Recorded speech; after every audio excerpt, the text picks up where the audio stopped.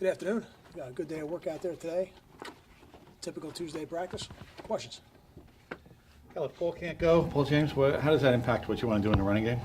Yeah, if Paul can't go, initially we'll split the carries between Justin and Savon. Okay, and that won't alter your approach? It will not alter our approach. Okay. No. Kyle, you said the other day that you don't think you can run well out of traditional sense. What do you think has been the problem?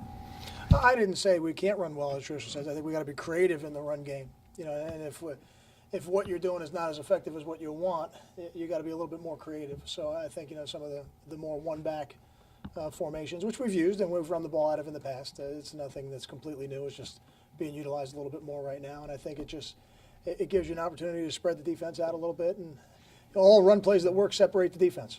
Sometimes you separate the defense with blocking. Sometimes you can separate the defense formationally.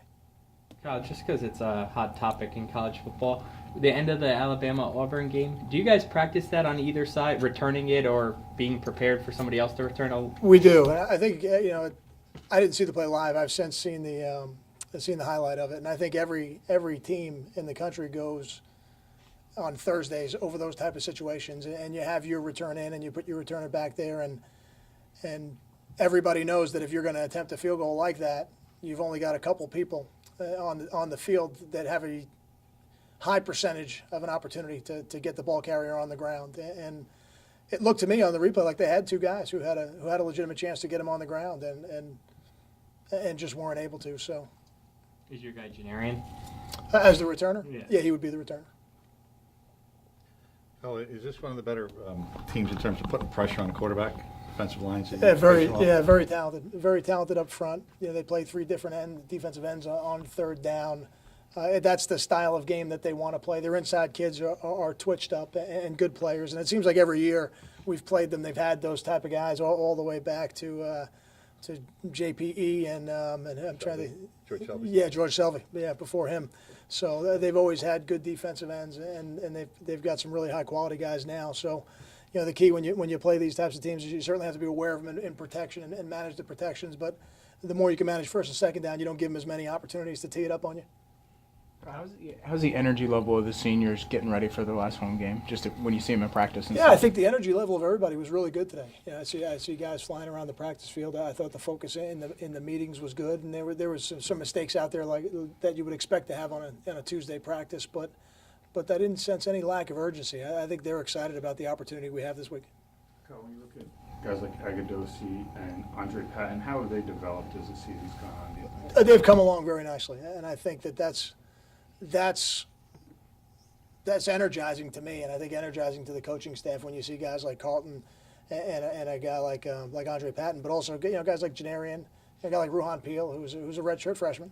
He's a guy who's only in his first year playing, even though he's played significantly, and many more. And Nadir Barnwell had a couple of interceptions out there at practice today, so that was good. He had a good day today, but. Those are the things that as a coaching staff are energizing to you because you can see the progress on a day-to-day basis. We're doing everything we can. We got to make that progress happen on game day, and that's kind of the message to the team. Kyle, you coached Antoine Lowry for 2 years at offensive line, and then when he was a true freshman, I guess redshirting, you coached against him when he was a defensive lineman. What was he like as a defensive lineman? Oh my goodness, that's a long time ago. That's an interesting question now. Antoine's a big, strong, physical guy. I remember him playing defensive line in our high school camp. But I'd have to go back and watch the tapes to give you a better report than that, I think. Kyle, this defense is, or the team's turnover margin is so low. It's off compared to recent years. Is it not taking advantage of opportunities or not creating them, or?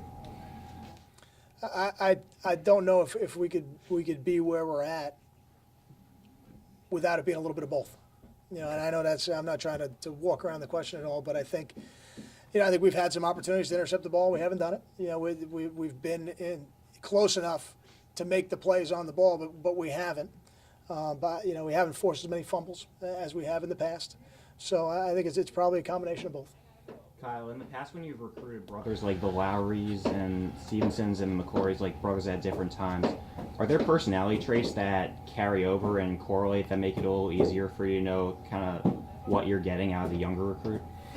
I think what you know is the family and you know the family values, and you know how they were raised and how they were coached, and there's a little bit more of a familiarity. Darnell Stapleton, Desmond Stapleton, so there's others. So that makes the recruiting process probably speed up a little bit because you have more information at an earlier stage. But for the most part, all of those sets, maybe Jason and Devin probably were the most alike from a personality standpoint. But the other ones, they all had different personalities.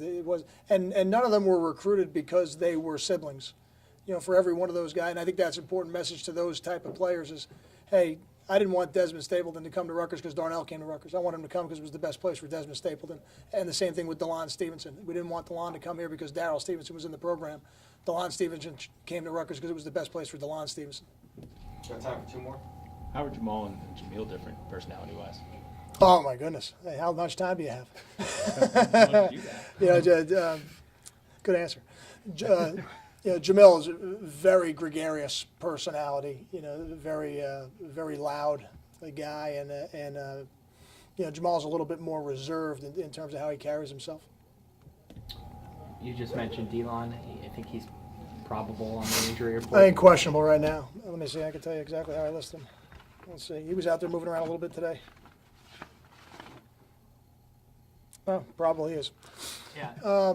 He had an interception, I think, the last game. I think he played pretty well. He had an interception early in the game, yeah. If he is able to go, what does he give the secondary? I think he gives us another viable option. I think that's important for us. We don't have enough players. That's why Ruhan's playing both ways for us.